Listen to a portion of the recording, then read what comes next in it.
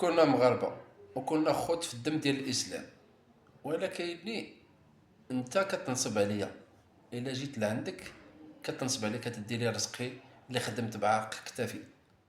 انت راه الدكتور، ولا انت راك بوليسي، ولا انت راك الجدرمي، ولا انت راك قايد، ولا انت راك مقدم ولا الشيخ.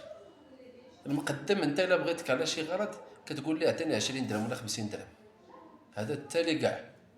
المقدم التالي كاع موظف بسيط كيقول لك عطيني 20 درهم ولا 50 درهم.